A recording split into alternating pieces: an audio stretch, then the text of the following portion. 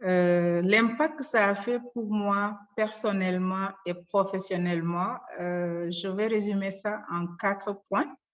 À mon avis, quand quelqu'un ou quelqu'une est impacté par quelque chose dans le cadre de son travail ou en termes personnels, c'est à travers le savoir, c'est à travers le savoir-faire, mais c'est aussi à travers le savoir-être.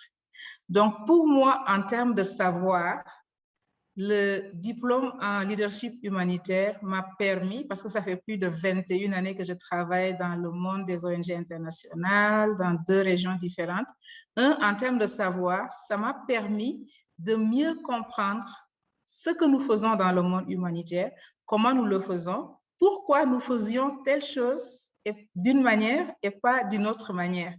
Donc, les connaissances théoriques en termes de savoir sur le monde humanitaire, sur les principes, les valeurs humanitaires, sur les défis et les difficultés dans le système humanitaire, sur le futur de l'humanitaire, ces connaissances théoriques m'ont permis personnellement, dans le cadre du travail, de mieux comprendre pourquoi on faisait des choses pendant des années et non pas d'une telle manière. Et ça m'a équipée d'une telle façon que je me sens beaucoup plus à l'aise à échanger, à discuter. Donc ça, c'est le terme savoir.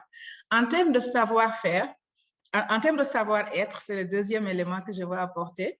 Les cours que nous avons faits dans le cadre des simulations, les tests de personnalité, les tests d'organes, les différents tests que nous avons pu faire, les 360 degrés, etc., ça m'a permis personnellement de connaître qui je suis, de me connaître mieux moi-même, de connaître mon style de leadership et comment, par exemple, mes dérailleurs en tant que leader dans les urgences, quand je travaille sous pression, comment la connaissance de ma personnalité, de mon caractère, m'a aidé à mieux gérer les situations de crise, à mieux gérer les dynamiques de groupe. Donc ça, c'est quelque chose que j'ai beaucoup apprécié en termes de savoir-être en tant que leader humanitaire, femme, dans ce contexte très fragile de l'Afrique de l'Ouest. Troisièmement, en termes de savoir-faire, ce que je peux dire, c'est que je me sens beaucoup plus équipée et je suis à l'aise de défier, je suis à l'aise de mieux contribuer parce que je fais allusion à ce que j'ai appris dans le cours, les concepts, les théories. Et j'étais la fois passée sur le terrain, quelqu'un me disait, mais toi, tu connais tout. Donc, j'étais très encouragée à entendre ça. On était avec un bailleur sur le terrain, on visitait les projets, réponse, urgence, COVID, etc. Donc, je suis beaucoup plus à l'aise dans ce que je fais. Je lance les défis aux équipes, je leur pousse à poser des questions, à questionner ce que nous avons l'habitude de faire et pour mieux faire et s'aligner aux principes, aux valeurs et aux droits humanitaires internationaux.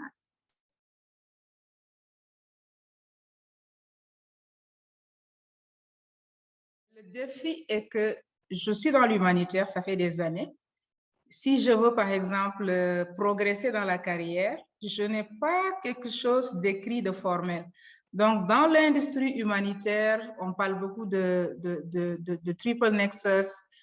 L'expérience sur le terrain, c'est important, mais le diplôme aussi est important. Si je veux appliquer, on me demande tout le temps qu'est-ce qu'il faut pour démontrer que vous avez cette expérience dans l'humanitaire. Je n'avais pas aucun document ou diplôme qui certifie mes connaissances antérieures dans le domaine. Donc, le fait que j'ai pu avoir le diplôme de façon formelle, et j'en suis très fière. Merci pour l'opportunité aussi que les bailleurs et le DLH nous a donné. Je suis beaucoup plus à l'aise de mettre ça dans mon CV et de montrer comment j'ai capitalisé toutes ces expériences dans le domaine humanitaire, résilience humanitaire, cohésion sociale, le triple nexus. Donc, c'est vraiment une façon pour moi de dire, j'ai une expérience, mais le DLH m'a permis de consolider, de capitaliser et de formaliser cette expérience et je suis très à l'aise avec ça.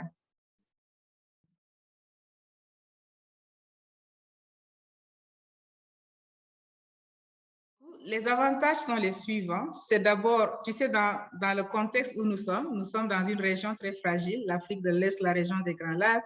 Nous avons des réponses, les préparations et les réponses, ça fait des années, ça continue. L'avantage dans le cadre de World Vision ici au Burundi, par exemple, personnellement, en tant que country director, j'étais membre de l'équipe et je suis membre de l'équipe humanitaire pays. Donc, l'avantage, c'est, étant membre de l'équipe humanitaire pays, et ayant une meilleure compréhension de comment cela fonctionne à travers la meilleure connaissance sur le monde humanitaire, je suis beaucoup plus équipée à mieux orienter mes collègues, à mieux orienter mes équipes qui travaillent dans la préparation, qui travaillent dans les réponses urgences et qui travaillent aussi dans le cadre de la réhabilitation. Donc, nous sommes dans un bureau qui fait développement, qui fait humanitaire, qui shift les stratégies et les programmes selon le contexte. Donc, l'avantage, c'est que ça m'a permis en tant que country director, en tant que chef de mission, de voir comment faire ce shifting en termes de changement de contexte. Et c'est ça aussi qui est attendu de nous. Comment faire le shifting, comment réorienter les stratégies, les approches, en tenant compte des principes, valeurs humanitaires, mais aussi en tenant compte, moi, en tant que leader, comment est-ce que je peux orienter, comment est-ce que je suis en train d'appuyer les équipes dans le cadre de la préparation, en tenant compte d'une meilleure connaissance de ma personnalité, de moi-même, et comment j'applique et je suis en train d'appliquer ces principes. Ça, c'est un. Deuxièmement, ça m'a permis aussi de voir comment est-ce que je suis en train d'appliquer mon leadership dans ce contexte humanitaire au niveau du pays. Donc, c'est vraiment un cours, c'est vraiment une opportunité qui m'a été donnée de mieux être performante, de mieux soutenir le bureau, de mieux être à l'aise moi-même en tant que leader dans les interactions avec les bailleurs humanitaires, dans l'interaction avec le gouvernement ici au Burundi, comment faire le plaidoyer en tant que leader pour amener tous ces principes humanitaires, pour amener tous les principes liés au droit humanitaire international dans le cadre des réponses actuelles, dans le cadre de la préparation des réponses à venir, parce que le contexte, il est très évolutif et ça aide beaucoup dans la gestion de tout ça en tant que responsable d'un bureau ici au niveau du Burundi.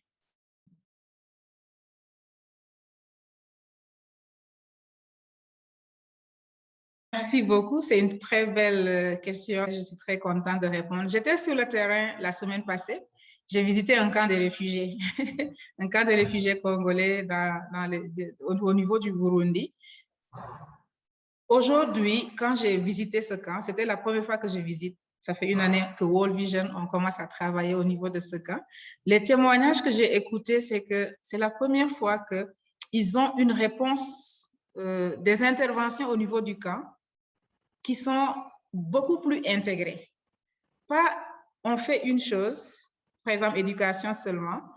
En termes d'impact sur le terrain, ce que je veux dire à travers la visite que j'ai faite, c'est on a été poussé en tant qu'organisation avec les bailleurs et les partenaires à avoir une approche beaucoup plus intégrée. Et ça fait partie si vous regardez le sphère, ça fait partie vraiment des règlements, ça fait partie des orientations qui sont données. La réponse humanitaire doit être coordonnée, elle doit être intégrée. Donc, dans ce cas, en tant qu'organisation, on a pu développer un programme de réponse par rapport aux réfugiés congolais au niveau du camp de Moussassa, avec une approche intégrée qui touche l'éducation, la santé, la nutrition, l'accès à l'eau potable, non seulement intégrée, mais aussi de façon compréhensive. Et le comité de gestion du camp que nous avons rencontré, ils disent que c'est la première fois, par exemple, qu'ils ont vu autant d'investissements d'une seule façon qui touche plusieurs secteurs au niveau du camp et dans le long terme.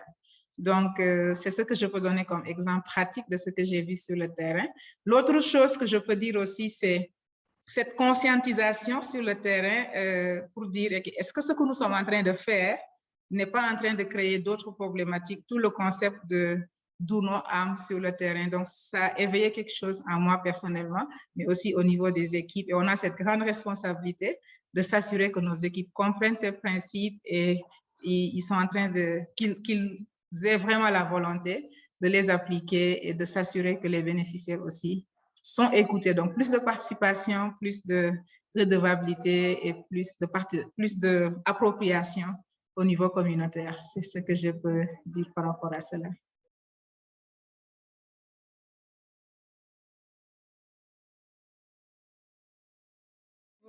La localisation dans le monde humanitaire, c'est une obligation.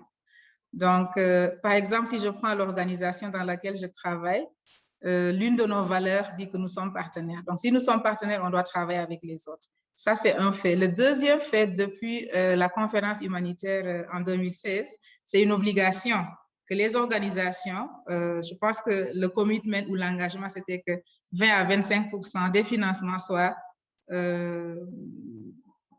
octroyés, je peux dire de façon intentionnelle, aux organisations locales. Donc, c'est un mandat, c'est un engagement. Et le fait que nous avions pu avoir l'opportunité d'avoir les perspectives, les orientations sur ça, nous a davantage, personnellement, en tant que leader dans ce contexte, renforcé notre engagement à travailler avec les ONG locales.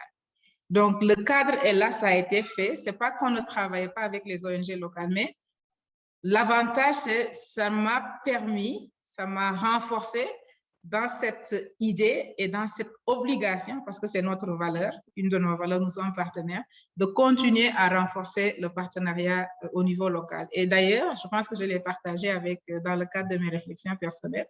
On venait de recruter, juste il y a quelques mois, un gestionnaire, un manager qui 100% full-time pour le partenariat local, parce que c'est par rapport à la durabilité, c'est par rapport à s'assurer que les partenaires ont le renforcement de capacité qui est nécessaire pour pouvoir se compléter dans le cadre de la préparation de la réponse aux urgences dans les contextes.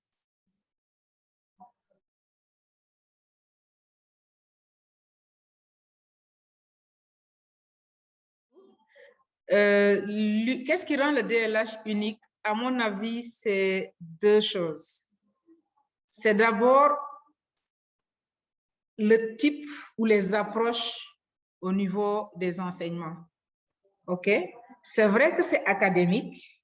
On nous a fait retourner à l'école, à l'université. Mais le fait qu'aussi, il y a cette diversité des participants, cette richesse dans les interactions, dans les discussions, dans les participations.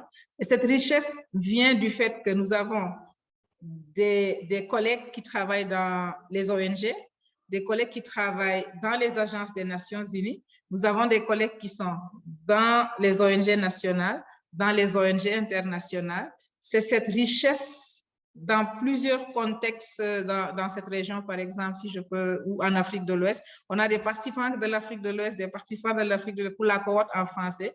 Donc, c'est unique parce que c'est tellement riche en termes d'échange, en termes de partage. Chacun vient avec sa spécificité dans son contexte. Les Nations Unies, les ONG internationales. Donc, j'ai trouvé ça vraiment très intéressant en termes de partage, en termes de richesse.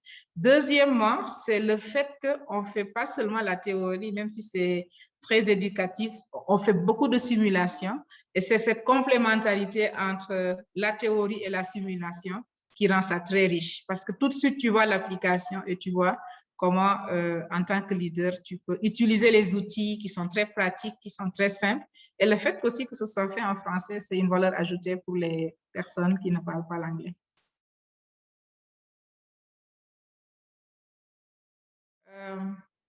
Le conseil que je peux donner, c'est ça demande de l'engagement.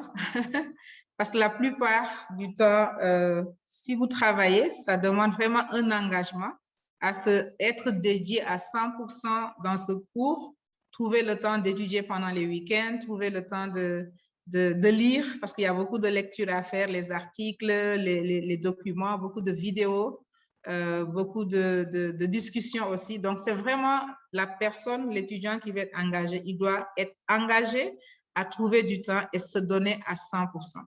Deuxièmement, c'est de dire, OK, tout ce que j'apprends théoriquement pendant une semaine, pendant 2 semaines, ce qui est sûr, la semaine suivante ou le mois suivant, il y a tellement d'opportunités et de possibilités de pratiquer ça parce qu'on est dans le travail et c'est juste réfléchir pour dire qu'est-ce que j'ai appris il y a 1 mois, il y a 2 semaines, que je peux appliquer, que je peux utiliser les outils dans le cadre de cette situation à laquelle ou aux situations auxquelles je suis en train de faire face en tant que leader dans ce contexte. Donc, commitment, engagement à faire les choses, anticiper, lire, faire les devoirs à temps, participer dans les discussions, ça demande du temps, et trouver les opportunités d'appliquer pendant même qu'on est en train d'étudier, parce que les situations, on en trouve tous les jours, chaque jour, même je dirais chaque heure, et c'est une grande opportunité d'appliquer ce que nous avons appris en classe sur les théories.